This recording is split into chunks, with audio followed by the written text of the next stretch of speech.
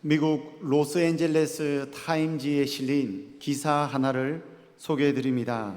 기사의 제목은 성결교 설교자 믿음을 시험하다가 사망하다라는 제목의 글입니다. 이 성결교에 속한 설교자께서 마가복음 16장 18절의 말씀을 굳건히 확실하게 믿고 어떤 행위를 하였습니다. 마가복음 16장 18절 말씀 같이 한번 읽어볼까요? 뱀을 집어 올리며 무슨 독을 마실지라도 해를 받지 아니하며. 어떤 약속의 말씀입니까? 뱀을 집어 들어 올리다가 물려도 그 독 때문에 해를 당하지 않는다는 것입니다. 이 설교자가 얼마나 믿음이 좋았는지 많은 사람들 앞에서 몇 마리의 독사를 풀어놓고 독사 앞에 손으로 장난을 치다가 의도적으로 독사에 물렸습니다. 얼마나 믿음이 좋았던지 독사에게 물려도 자신은 죽지 않을 확신이 있었기에 이런 행동을 했겠죠. 과연 성경에 기록된 정확무오 1.1획도 실수와 변함이 없는 성경 말씀을 붙들고 믿음을 테스트한 결과 어떻게 되었을까요? 죽고 말았습니다. 여러분, 사망한 설교자는 믿음이 좋은 것이 아니라 어리석은 것입니다. 성경을 제대로 이해한 것이 아니라 성경을 제대로 오해한 것입니다. 성경에는 하나님께서 인간에게 주신 약속의 말씀이 대략 7,500개쯤 된다고 합니다. 이 약속들 중에는 개인에게 주신 구체적이고 직접적이고 실천적인 그 시대 그 당시 그 사람들에게 주신 약속의 말씀이 있고, 또 반면에 보편적이며 다양하게 우리의 삶에 적용할 수 있는 보편적인 약속의 말씀도 있습니다. 그런데 약속의 말씀을 붙든다는 것, 믿음이 좋다는 것, 말씀을 따라 살아간다는 것은 수천 년 전 그 시대 그 사람들에게 특수한 상황에서 주신 말씀을 오늘날 21세기 대한민국을 살아가는 우리의 삶의 말씀을 그대로 적용하면 문제가 발생하고 무리가 생길 수 있다는 것입니다. 그래서 우리가 말씀대로 산다는 것, 말씀을 붙들고 산다는 것, 하나님의 약속의 말씀을 꽉 잡고 살아간다는 것은 말씀을 정확하게 이해하고 정확하게 적용할 때 이 말씀의 역사가 나타난다는 것입니다. 예를 하나 들어볼까요? 하나님께서 여호수아에게 요단강에 강물이 철철 흘러넘치는데 온 백성이 강물 속으로 들어가라고 했습니다. 그러면 요단강이 갈라질 거라고 했습니다. 여호수아는 약속의 말씀을 붙들고 믿음으로 철철 넘치는 요단강 속으로 들어갔습니다. 강물이 나뉘어졌죠. 이 말씀에 너무너무 은혜를 많이 받아서 여름에 홍수가 났을 때 저 낙동강에 가서 믿음으로 여호수아 말씀을 붙들고 약속의 말씀을 붙들고 한치의 의심도 없이 낙동강에 발을 집어넣으면 낙동강이 갈라질 거라는 확실한 믿음을 가지고 발을 집어넣으면 어떻게 될까요? 낙동강이 갈라질까요? 빠져 죽을까요? 빠져 죽는 것입니다. 앞서 말씀드렸던 것처럼 그 시대 그 당시 그 사람들에게 특수한 상황에서 하나님께서 주신 이 약속의 말씀은 그 당시의 사람들의 말씀입니다. 그래서 성경에 7,500여 개나 되는 모든 약속의 말씀을 우리의 삶에 문자 그대로 적용했다가는 큰일 나는 거죠.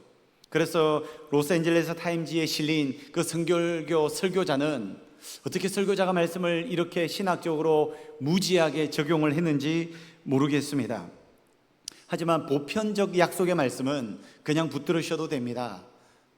항상 기뻐하라, 쉬지 말고 기도하라, 범사에 감사하라, 인내하라, 서로 사랑하라, 이런 하나님의 명령, 약속, 모든 시대 모든 사람에게 관통되는 하나님의 보편적 약속의 말씀은 우리의 심령에 다양하게 적용하고 이 말씀을 꽉 붙들고 살아가셔도 됩니다. 그래서 우리는 성경을 읽고 하나님의 약속의 말씀을 붙들고 살아갈 때에 말씀에 대한 온전한 신학적 지식의 근거에서 말씀을 붙들어야 된다는 거죠. 한 가지만 더 확장해서 이야기를 해보겠습니다. 하나님의 약속의 말씀에는 조건적인 약속의 말씀도 있고 무조건적 약속의 말씀도 있습니다. 조건적 약속의 말씀이라 하면 하나님의 큰 복이 우리에게 약속으로 성취되기 이전에 먼저 어떤 조건을 충족시키면 그 약속이 이루어지는 것입니다. 그 약속은 조건이 충족되지 않으면 이루어지지 않습니다. 성경에는 이런 조건적 약속의 말씀이 굉장히 많습니다. 예를 하나 들어볼까요? 마태복음 21장 22절, 우리 한번 자막 보면서 읽어봅니다. 너희가 기도할 때에 무엇이든지 믿고 구하는 것은 다 받으리라. 약속이 무엇입니까? 다 받는다는 것입니다. 얼마나 좋아요. 모든 것을 다 받는데요. 얼마나 좋습니까? 하지만 이 약속의 말씀에는 조건이 있습니다. 두 가지가 있죠. 첫째, 기도를 해야 됩니다. 두 번째, 기도할 때 그냥 하면 안 되고 믿음을 가지고 기도해야 되는 조건이 있습니다. 믿음으로 기도해야 한다는 조건이 충족될 때 받는다는 약속이 이루어진다는 것입니다. 한 가지 더 볼까요? 요한 3서 1장 2절, 우리 자막 읽어봅니다. 사랑하는 자여, 내 영혼이 잘됨 같이 내가 범사에 잘되고 강건하기를 내가 간구하노라. 사도 요한이 여러분들이 범사에 잘되고 강건하기를 빌어주고 있습니다. 성경에 기록되었으니 하나님의 복이요 하나님의 말씀의 은혜입니다. 여러분들의 삶이 범사에 잘되기를 예수님의 이름으로 축복합니다. 여러분이 육체적으로, 정서적으로, 영적으로 강건하시기를 예수님의 이름으로 축복합니다. 이 복 바라지 않는 사람이 누가 있어요? 그런데 이 또한 조건적 약속의 말씀입니다. 조건이 무엇입니까? 내 영혼이 잘 되는 것처럼 범사가 잘 된다는 겁니다. 그러니 영혼이 잘 되어야 범사가 강건함의 복이 있다는 것입니다. 조건이죠. 영적으로 하나님과 연결되고 영적으로 풍성하고 영적으로 온전할 때에 이후에 범사와 강건함의 복이 따라온다는 것을 확인할 수 있습니다. 제가 왜 오늘 이 약속의 말씀에 대해서 여러분들에게 설명을 드리냐면, 엘리야가 하나님으로부터 약속의 말씀을 받았습니다. 어떤 종류의 약속의 말씀일까요? 지난주 본문인데요, 18장 1절 말씀 같이 한번 읽어볼까요? 18장 1절입니다. 시작. 너는 가서 아합에게 보이라. 내가 비를 지면에 내리리라. 하나님의 약속이 무엇입니까? 비를 지면에 내리리라. 지금 이스라엘은 3년 6개월 동안 비 한 방울도 오지 않았습니다. 비가 오지 않으니 사람도 가축도 생물도 식물도 모두 다 죽어가고 있었습니다. 이미 많은 사람들이 죽었고 살아있는 사람도 배를 움켜쥔 채 하루하루 버티며 살고 있었을 것입니다. 살은 다 빠져버렸고 살 가죽, 피부는 뼈에 달라붙어 앙상한 나무 가지처럼 되어버렸을 것입니다. 아이들은 울 힘도 없이 기진맥진한 상태였을 것입니다. 이런 비참한 날들이 3년 6개월 동안 이어지고 있는 중에 드디어 하나님께서 엘리야에게 나타나셔서 엘리야에게 약속의 말씀을 주시는 거예요. 무엇입니까? 엘리야야, 내가 비를 지면에 내리리라. 이제 이 재앙을 멈추겠노라. 너희들이 먹고 살 수 있는 길을 활짝 열어주겠노라. 너희들이 당하는 어려움과 고난의 문제를 내가 이제 단번에 해결해 주리라. 이것이 하나님의 약속인데 얼마나 좋은 말씀이에요. 그런데 이 약속은 조건이 있는 약속의 말씀입니다. 그 조건이 18장 1절 전반부에 나와 있는데 어떻게 기록합니까? 너는 가서 아합에게 보이라. 그러면 내가 비를 지면에 내리리라. 조건은 아합에게 가서 보여야 합니다. 지금 아합 왕은 엘리야를 향하여 어떤 태도를 보이고 있습니까? 엘리야를 찾기만 하면, 엘리야를 만나기만 하면 단칼에 죽이리라. 엘리야 때문에 이 나라가 저주를 받아 비 한 방울 오지 않는 고통을 당하고 있으니 엘리야를 만나 반드시 죽이리라 라는 마음의 결단으로 군사들을 보내어서 온 나라를 샅샅이 뒤졌습니다. 주변 국가들까지 샅샅이 뒤졌습니다. 그러던 중 엘리야를 찾지 못하고 있었는데 엘리야가 아합에게 보이라, 아합을 만난다는 것은 그 자리에서 즉시 목숨을 잃을 수 있다는 위험천만한 말씀이라는 것입니다. 아합을 만난다는 것은 단순히 얼굴 한번 보여주고 도망간다는 개념이 아닙니다. 얼굴을 보이며 서로 만나야 하고요, 대화를 나누어야 하고요, 그 대화의 결과로 갈멜산에서 바알 선지자 450명과 목숨을 건 영적 대결을 펼쳐야 한다는 것을 의미하는 것입니다. 그러니 하나님께서 엘리야에게 땅의 지면에 비를 내리리라 라는 약속의 말씀은 아합을 만나서 아합과 대화를 하고 바알 선지자 450명과 영적 전투를 펼쳐서 승리하게 되면 그때 비를 주시겠다는 조건적 약속의 말씀이라는 것입니다. 그러니 엘리야는 비를 주시겠다는 약속의 말씀은 너무 감사한데 이 비가 실제 내리기까지 엘리야가 감당해야 했던 일들은 매우 위험하고 어려운 일이었습니다. 그럼에도 엘리야는 말씀대로 순종하였고 마침내 갈멜산에서 바알 선지자들과 영적 대결을 펼쳐 하늘에 불을 끌어내렸고 바알 선지자 450명을 기손 시내로 끌고 가서 모두 다 죽였습니다. 북이스라엘에 있는 바알 숭배의 씨를 다 말려버린 것입니다. 이 사건은 영적 대청소 사건이죠. 우상 숭배 죄악의 영적 대청소가 벌어진 것입니다. 그러니까 이런 관점에서 18장 1절에 하나님의 조건의 약속의 말씀은 이런 겁니다. 엘리야야, 북이스라엘을 영적으로 깨끗하게 청소하라. 그리하면 내가 비를 내리리라. 제가 여기에 대해서는 몇 번 설교를 했는데요, 영적으로 풀려야 육체적으로, 물리적으로 풀립니다. 여러분들의 삶이 마른 하늘에 비 한 방울 오지 않아서 땅이 쩍쩍 갈라진 것처럼 인생이 메말라 있다면, 고통과 고난 중에 내 힘으로 풀 수 없는 인생의 숙제 앞에 눈물 흘리고 있다면 꼭 이 메시지를 적용해 보시길 바랍니다. 영적으로 먼저 풀어야 합니다. 이것이 하나님의 조건입니다. 영적으로 풀어야 육체적으로, 물리적으로, 상황적으로 문제가 풀려질 수 있다는 사실입니다. 이사야 59장 1절 2절 말씀 같이 한번 읽어보겠습니다. 시작. 여호와의 손이 짧아 구원하지 못하심도 아니요 귀가 둔하여 듣지 못하심도 아니라 오직 너희 죄악이 너희와 너희 하나님 사이를 갈라놓았고 너희 죄가 그의 얼굴을 가리어서 너희에게서 듣지 않으시게 함이니라. 우리의 기도 제목은 너무나도 간절한데 기도하면 하나님께서 은혜를 주신다는 확신의 말씀은 성경에 너무 많이 기록하고 있는데 말씀을 붙들면 기도가 응답될 것 같은데 왜 기도가 응답되지 않을까요? 여호와의 손이 짧아서, 여호와의 능력이 부족해서 기도가 응답되지 않는 것이 아닙니다. 하나님의 귀가 어두워서 못 듣는 것이 아닙니다. 하나님의 눈이 침침해서 우리를 찾지 못하는 것이 아닙니다. 하나님이 너무 바빠서 시간이 없어서 응답하지 않는 것이 아닙니다. 무엇을 기다리고 계십니까? 먼저 우리가 영적으로 깨끗하게 청소하기를 하나님께서는 기다리고 계신다는 사실입니다.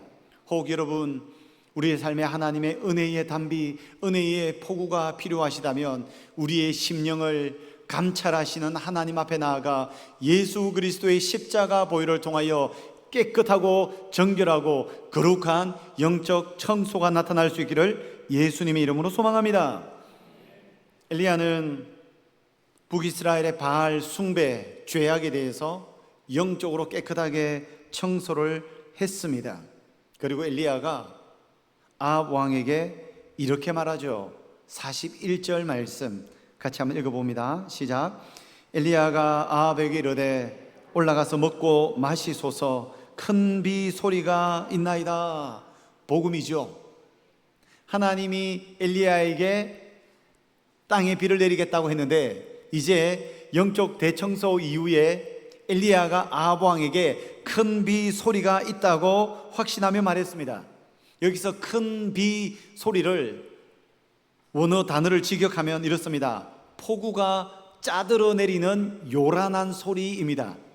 그냥 비가 내리는 것이 아니고 3년 6개월 비가 없었던 북이스라엘 땅에 얼마나 많은 장대비가 쏟아지는지 마치 국지성 폭우와 같은 어마어마한 장대비가 이스라엘 전역에 쏟아질 것에 대해서 말씀하고 있는 것입니다. 여러분, 엘리야가 무슨 자신감으로 이런 호언장담 메시지를 아합 왕에게 했을까요? 엘리야가 요즘처럼 첨단 과학에 근거한 기상 예보 정보를 가졌다면 이렇게 말할 수 있을지도 모르겠어요. 1시간 후에는 폭우가 올 것이다. 근데 그런 정보 지식이 없습니다. 하늘에 비구름이 몰려와서 번개가 번쩍번쩍 치고 있고 아직 비는 쏟아지지 않아도 비구름이 몰려와 있다면 이렇게 장담할 수 있을 것입니다. 하지만 엘리야가 아합 왕에게 큰 비 소리가 있습니다 라고 말할 때 지금 그 위에 하늘은 구름 한 점 없는 깨끗한 하늘이었습니다. 태양이 강하게 내리쬐는 도저히 비가 올 수 없는 하늘이 현재 상황이었습니다. 그럼에도 불구하고 엘리야는 아합 왕에게 큰 비 소리가 있다고 말하였습니다. 여러분, 어떻게 엘리야가 이렇게 말할 수 있을까요? 비가 올 것 같지 않은 하늘인데, 구름 한 점 없는 하늘인데 어떻게 이렇게 확신에 찬 메시지, 큰 비 소리가 있다고 말할 수 있을까요? 하나님께서 약속하셨기 때문인 줄로 믿습니다. 하나님께서 엘리야에게 약속의 말씀을 주셨기 때문인 줄 믿습니다. 약속의 말씀을 붙들면 현실적으로 하늘에 구름이 한 점이 없어도 비가 올 줄로 믿습니다. 하나님께서 말씀하신 조건을 다 채웠기 때문에 아합 왕을 찾아갔고 갈멜산 대교를 펼쳤고 바알 숭배를 깨끗하게 정리했기 때문에 마른 하늘에도 하나님은 폭우를 쏟아내실 줄로 믿습니다. 여러분, 이것이 말씀을 붙드는 삶이에요. 누구나 말씀을 붙들죠. 누구나 말씀을 믿죠. 이 자리에 계신 모두들 다 하나님의 약속의 말씀을 붙들죠. 하지만 얼마나 강하게 확실하게 말씀을 붙드냐는 서로 다릅니다. 여러분, 성경책을 들 때 두 손가락으로 성경책을 들었을 때 말씀을 뺏기는 쉬워요. 하지만 5손가락으로 꽉 쥐면 뺏어가질 못합니다. 말씀을 붙든다고 할 때 하나님의 말씀을 확실하게 확신을 가지고 붙든다는 것은 지금 엘리야의 모습과 같아요. 현실적으로 하늘에 구름 한 점이 없지만 하나님께서 나에게 약속하셨고 하나님께서 말씀하셨고 주의 뜻대로 순종했기 때문에 반드시 비가 올 것이다, 큰 비가 올 것이다 라고 호언장담할 수 있었던 것입니다. 이렇게 이야기하면 목사님이 지금 우리 집구석을 몰라서 그래요. 목사님이 우리 자식들을 몰라서 하는 소리예요. 목사님이 내 주변에 있는 악한 사람들을 몰라서 지금 그렇게 보기 좋은 말씀을 하고 계신 거예요 라고 생각하실 수도 있습니다. 하지만 여러분, 지금 엘리야를 보십시오. 엘리야가 만만한 상황입니까? 자기를 죽이려고 혈안이 되어 있는 왕 앞에서 하늘에는 구름 한 점 없는 아무런 사인도 없는데 어떻게 큰 비 소리가 있다고 호언장담할 수 있겠습니까? 여러분, 마른 하늘에서도 말씀 붙드는 것이 성도의 삶인 줄로 믿습니다. 여러분들의 삶에 은혜의 폭우가 쏟아지기를 예수님의 이름으로 축복합니다. 이 말씀에서 한 가지 더 살펴볼 영적 교훈이 있습니다. 엘리야는 분명 하나님의 조건적 약속의 말씀을 완벽하게 순종했죠. 아합에게 보였습니다. 대화를 하였습니다. 갈멜산으로 갔습니다. 450명과 맞닥뜨려서 영적 대결을 펼쳤습니다. 바알 숭배자들을 전부 다 죽였습니다. 비 한 방울 올 것 같지 않은 상황에서 아합 왕에게 찾아가서 큰 비 소리가 있다고 말씀을 선포하였습니다. 분명 하나님께서 비를 주시겠다는 약속 이전에 주어진 조건을 완벽하게 충족시켰습니다.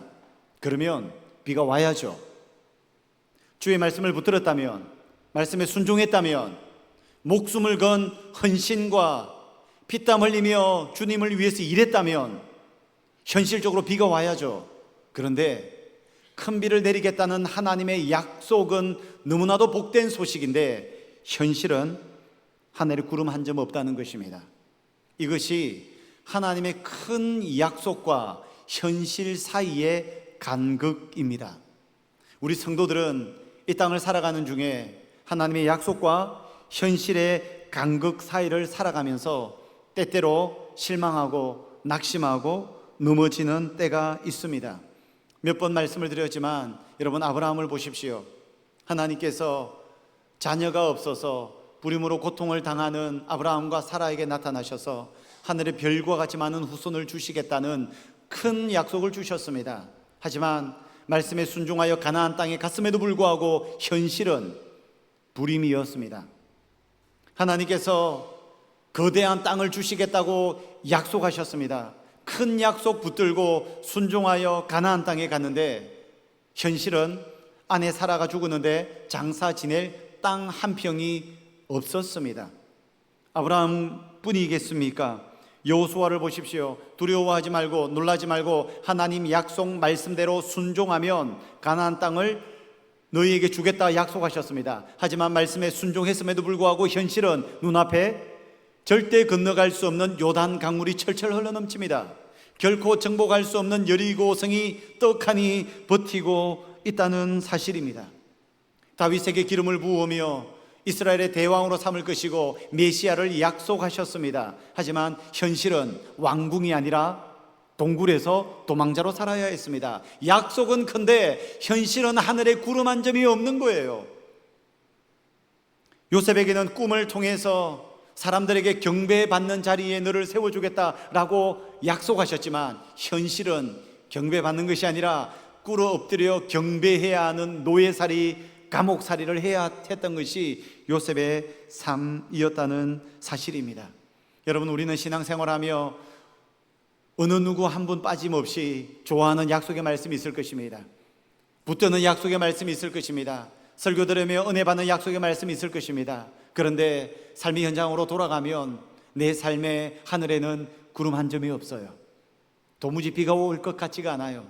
도무지 이 문제가 해결될 것 같지가 않아요. 사막과 광야가 끝이 없을 것 같아요. 하지만 큰 약속과 현실의 간극 사이에서 우리는 어떤 태도를 보여야 할까요? 엘리야의 모습을 통하여 우리가 취해야 할 태도를 확인할 수 있습니다. 엘리야는 하나님의 큰 비를 주시겠다는 약속과 구름 한 점 없는 하늘의 간극 사이에서 하나님 앞에 나와 기도하였습니다. 여러분, 이 간극 사이에 우리가 할 수 있는 것은 기도인 줄로 믿습니다.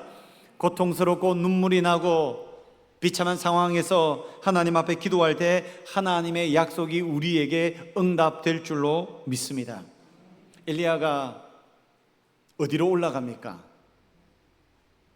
바알 선지자들과 영적 대결을 펼친 후 엘리야가 올라간 곳은 갈멜산 꼭대기였습니다. 그 영적 전투도 갈멜산 봉우리 어딘가에서 했을 거예요. 근데 영적 전투에서 승리하고 난 이후에 엘리야가 갈멜산 가장 높은 꼭대기로 올라갔습니다. 지난번 사르밧 여인의 아들이 죽었을 때는 어디로 올라갔습니까? 다락방으로 올라갔습니다. 이번에는 다락방으로 올라가지 않고 갈멜산 꼭대기로 올라갔습니다. 예수님은 어디로 올라가셨습니까? 겟세마네 동산으로 올라가셨습니다. 다니엘은 어디로 올라갔을까요? 다니엘은 다른 나라에서 포로 생활하는 중에 매일마다 자기의 집 윗방으로 올라가서 예루살렘을 향한 창문을 활짝 열어놓고 무릎을 꿇고 하나님 앞에 하루에 3번씩 기도드렸습니다. 성경을 보면 하나님을 독대하기 위해서 큰 약속과 현실의 간극 사이에 몸부림치는 하나님의 사람들이 올라갔다는 표현이 많습니다. 다락방으로 올라가고 갈멜산으로 올라가고 겟세마네 동산으로 올라가고 윗방으로 올라가고 히스기야도 어느 장소로 올라가서 얼굴을 벽에다가 대고 하나님 앞에 기도했다고 이야기합니다. 모세는 회막으로 들어갔죠. 그러니까 큰 약속과 현실의 간극 사이에 우리는 고통 가운데 몸부림치는 중에 우리가 해야 할 일은 올라가는 일입니다. 그곳에서 무엇을 해야 할까요? 하나님을 독대해야 할 줄로 믿습니다. 여러분, 우리 수산교회 본당이 왜 2층에 있는 줄 아시죠? 1층보다 2층이 은혜가 더 있어요. 올라오면 은혜가 있는 줄 믿습니다. 중상층에 있는 분들을 예수님 이름으로 축복합니다. 올라가신 분들 하나님을 더 가까이 하늘에서 만나게 될 줄로 믿습니다. 우리 교회에서 제일 은혜가 넘치는 곳은 새가족실이에요. 제일 꼭대기에 있거든요. 그곳에 하나님의 은혜가 넘칩니다. 어쩌면 엘리야는 갈멜산 꼭대기에 하나님 앞에 더 가까이 나아가 하늘에 계신 하나님을 만나고자 하는 간절한 심정으로 하나님을 독대하기 위해 갈멜산 꼭대기로 올라갔는지도 모르겠습니다. 사랑하는 여러분, 큰 약속을 붙들었지만 구름 한 점 없는 현실 앞에 섰을 때에 올라가 하나님을 독대하고 하나님을 만날 때에 하나님의 역사가 나타날 줄로 믿습니다. 올라가셔서 기도하시고 간구하시기를 바랍니다. 저희 집이 17층 아파트에서 17층입니다. 왜 우리 장로님들이 제일 꼭대기층을 사택으로 구해 주셨을까요? 하늘로 가까이 가라는 겁니다. 놀라운 영적 교훈이 있어요. 얼마나 기도하면 기도가 하늘로 쭉쭉 올라간 줄 몰라요. 꼭대기에 사시는 분들 영성 충만한 줄로 믿습니다. 여러분들의 갈멜산 꼭대기는 어디이십니까? 여러분들의 다락방, 여러분들의 겟세마네 동산, 여러분들의 회막, 여러분들의 골방, 여러분들의 윗방은 어디이십니까? 여러분, 하나님을 독대할 수 있는 은밀한 골방이 없는 성도가 황폐한 현실 속에서 하나님의 은혜를 체험하는 것은 불가능합니다. 여러분, 꼭 하나님을 독대하는 장소를 통하여서 하나님의 은혜를 누리시기를 예수님 이름으로 축복합니다. 여러분, 성경을 보면 하나님께서는 성도가 기도하는 것을 굉장히 좋아하세요. 기도하는 행위 자체를 하나님께서는 정말 기뻐하세요.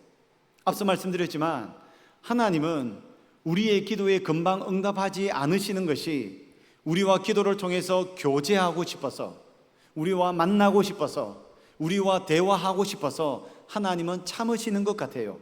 절대로 능력이 없어서, 바빠서, 지식이 없어서, 눈치가 없어서 우리의 기도에 응답하지 않으시는 것이 아닙니다. 하나님은 우리의 기도를 좋아하시고 즐거워하시고 기뻐하십니다.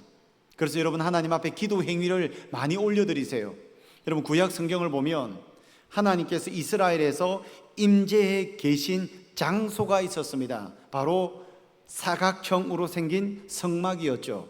성막 안에 들어가면 또 지성소와 성소가 따로 구별되어 있었습니다. 지성소 안에 하나님의 법궤가 있어서 법궤를 하나님의 임재 그 자체로 보았습니다. 그런데 지성소와 성소 사이에 휘장이 쳐져 있었는데 휘장 바로 앞에 금으로 만든 향단이 있었습니다. 향을 피우는 향단입니다.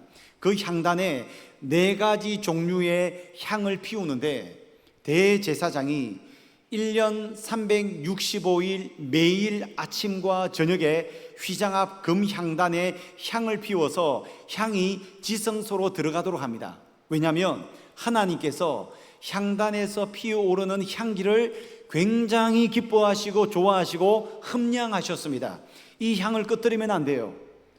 매일마다 대제사장이 아침과 저녁으로 향을 피워 올렸고 하나님께서 이 향을 매우 기뻐하셨습니다. 그런데 지금 신약시대, 우리가 살고 있는 시대는 성막이 없어져 버렸습니다.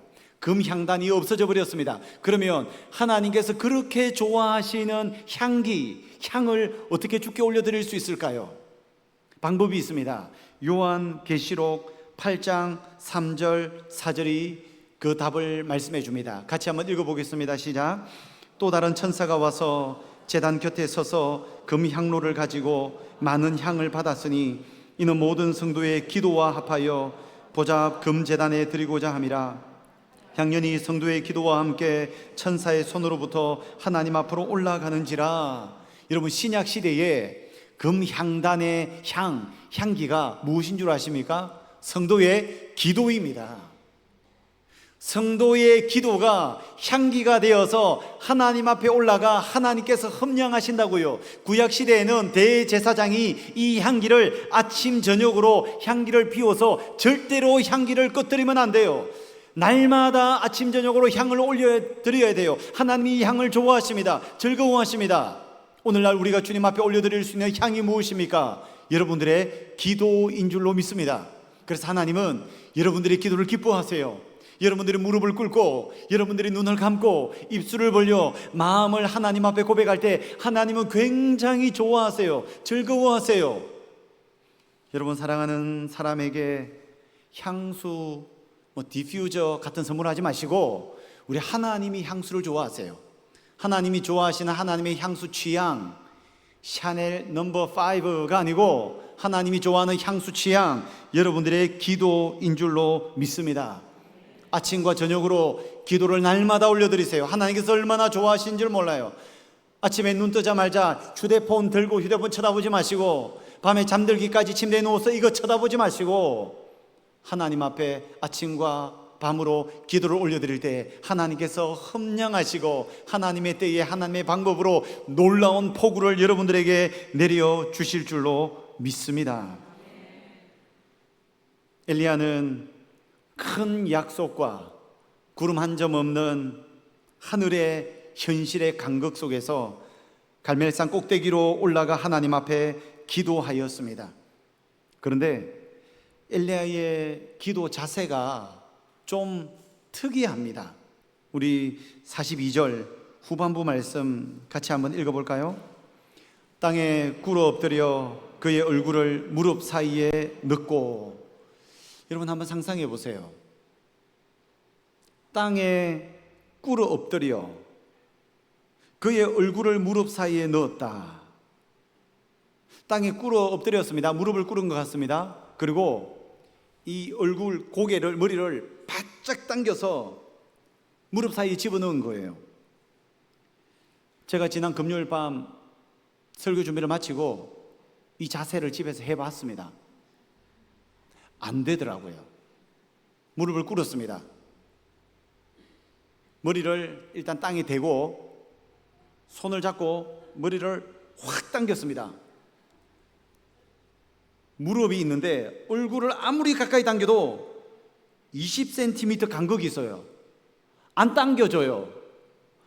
도대체 뭔가, 성경에서 엘리야가 분명히 꿇어 엎드려 얼굴을 무릎 사이에 집어넣었다고 했는데 이게 거짓말인가? 이 설교를 도대체 어떻게 해야 되나? 안 돼요, 안 돼. 아무리 노력해도, 아무리 구부려도 안 돼요, 안 돼. 그래서 마침 옆에 아내가 있길래, 여보, 무릎 꿇어. 저한테 무릎 꿇라는 것이 아니고 무릎 꿇어봐. 고개를 땅에 대고 얼굴을 잡아당겨서 무릎 사이에 넣어봐. 들어가는 거예요, 얼굴이. 아들이 있었습니다. 무릎을 꿇어. 고개를 무릎 사이에 집어넣어봐. 당기는데 들어가는 거예요. 그래서 알았죠. 저처럼 다리가 짧고 상체가 긴 사람은 이 자세가 안 됩니다. 절대로 안 됩니다. 여러분들이 롱다리인지 숏다리인지 확인해 보고 싶으면 이거 한번 해보세요. 롱다리는 이게 됩니다. 팔등신은 이게 돼요. 근데 다리가 짧은 분들은 절대로 안 됩니다. 저는 상체가 길어요. 그러니 아무리 당기면 안 돼요. 목 디스크 오거나 허리 디스크 터질 수 있어요. 근데 어쨌든 엘리야는 굉장히 다리가 긴, 몸매가 좋은 사람인 것 같습니다. 천국 가야 확인할 수 있습니다. 그런데 어쨌든 엘리야의 기도 자세는 매우 특별했습니다. 갈멜산 꼭대기로 올라가서 하나님을 독대할 수 있는 장소에서 무릎을 꿇고 고개를 숙이는 것을 넘어서서 고개를 무릎 사이에 집어넣고 하늘에 계신 하나님 앞에 간절하게 간구를 한 것입니다. 여러분, 실제 자세는 이런 자세가 되지 않더라도 마음의 자세는 이런 마음으로 주님 앞에 나아가야 합니다. 바짝 꿇어 엎드려 하나님 없이는, 하나님 아니고서는 절대로 불가능하오니 주여 역사하여 주옵소서라는 간절한 절박한 심정으로 주님 앞에 나아갈 때 하나님께서 은혜의 폭우를 허락해 주실 줄로 믿습니다. 엘리야가 왜 이런 자세를 취했을까요? 성경에는 무릎을 꿇은 자세도 있고 서서 기도한 경우도 있고 두 손을 높이 들고 기도한 경우도 있고 엎드려서 기도한 경우도 있습니다. 근데 꿇어 엎드려 무릎 사이에 얼굴을 넣고 기도한 자세는 여기가 처음이자 마지막입니다. 엘리야가 왜 이런 자세로 기도를 했을까요? 이 자세는 제가 추측하건대 엘리야의 겸손한 마음을 보여주고 있는 것 같아요. 여러분, 지금 엘리야가 무릎을 꿇은 시점이 어느 시점입니까? 갈멜산 어느 봉우리에서 바알신 숭배자 450명과 하늘에서 불을 끌어내리는 신이 참신이라며 영적 대결을 펼쳤고, 기독교 역사상 어느 누구도 체험하지 못한 하늘에서 불을 끌어내려 나무와 재물과 도랑의 물까지 다 핥아버린 초유의 하나님의 능력을 체험하였습니다. 그 능력의 장본인이, 주인공이 엘리야였습니다. 많은 사람들이 엘리야를 향하여 박수치고 환호했을 것입니다. 아마 저 같으면 이런 놀라운 영적 성공, 업적을 성취했다면 아무도 없는 갈멜산 꼭대기로 갈 것이 아니라 많은 사람들이 모여있는 시내나 장터로 나아가서 거들먹거렸을 거예요. 그게 사람의 본능입니다. 사람들이 어떻게 그런 놀라운 일을 이루었느냐라고 이야기하면 어깨를 거들먹거리면서 이거 뭐 하나님께서 하신 거죠, 겸손한 척, 하나님이 하신 척 하면서도 영광을 내가 다 받아 먹었을 거예요. 그게 사람의 본능이에요. 우리가 교회 일을 하다가 어떤 대단한 성공을 거두면 괜히 사람 앞에 나서서 자랑 아닌 자랑을 하고 싶지 않습니까? 여러분, 저도 여러분 설교자 아닙니까? 설교를 하고 설교가 잘 되는 날은 바깥에 로비에서 인사를 할 때 잘 보세요. 제가 굉장히 당당해요. 근데 설교가 안 되면 제가 좀 쭈그리가 되어 있습니다. 어디 쥐구멍에도 가서 숨고 싶어요. 그게 사람의 본능이에요. 이 정도 기독교 역사상 초유의 하늘에서 불이 내려와 모든 것을 불태운 영적 대단한 업적을 이루었는데, 사람들이 많은 곳으로 가는 것이 아니라 사람들이 없는 갈멜산 꼭대기로 가서 하나님을 만난다. 여러분, 이런 사람에게 은혜의 폭우가 쏟아지는 줄로 믿습니다. 여러분, 사람에게 칭찬과 사람에게 받을 수 있는 모든 박수를 다 받아버리면 하나님께 받을 것이 없어요. 여러분, 이 사실을 기억하셔야 됩니다. 사람이 좋은 것을 주겠습니까? 하나님이 좋은 것을 주겠습니까? 사람이 능력이 있겠습니까? 하나님이 능력이 있겠습니까? 교회에서든 삶에서든 어떤 영적으로 성공을 거두고 난 이후에 사람의 박수와 칭찬을 다 받아버리면 하나님이 여러분들에게 주실 수 있는 게 없어져요. 그래서 여러분, 철저하게 겸손하게, 철저하게 낮아져서, 철저하게 사람을 피해서 하나님 앞에 나아가 하나님을 독대할 때, 하나님 앞에 기도할 때 주께서 은혜의 폭우를 여러분들에게 쏟아 부어 주실 줄로 믿습니다. 이렇게 엘리야는 놀라운 은혜를 체험한 것입니다. 엘리야가 기도를 하다가 그의 사원에게 말합니다. 이제 올라가 지중해 바다 쪽을 바라보라. 사원이 올라가서 하늘을 바라봅니다. 구름 한 점 없습니다. 아무것도 없습니다. 돌아와서 엘리야에게 말합니다. 구름 한 점 없어요. 아무것도 없어요. 엘리야가 또 기도합니다. 사원에게 다시 한번 올라가 보라고 이야기합니다. 사원이 다녀옵니다. 아무것도 없어요. 엘리야가 또 기도합니다. 또 가보라. 갔다 왔는데 아무것도 없어요. 이러기를 몇 번까지 했다고요? 7번을 했다고요. 7번. 여러분, 왜 7번일까요? 여러분 아시겠지만 성경에서 7이라는 숫자는 완전한 숫자입니다. 7번까지 하라라고 하는 이 메시지는 큰 약속과 구름 한 점 없는 현실의 간극 사이에서 하나님께서 기도에 응답하실 때까지 부르짖으라는 거예요. 그래야 하나님의 역사가 나타난다는 것입니다. 여러분, 말씀을 정리합시다. 우리는 하나님의 약속의 말씀을 붙들고 살아가는 사람입니다. 물론 지혜롭게 말씀을 제대로 이해해서 약속의 말씀을 붙들어야 합니다.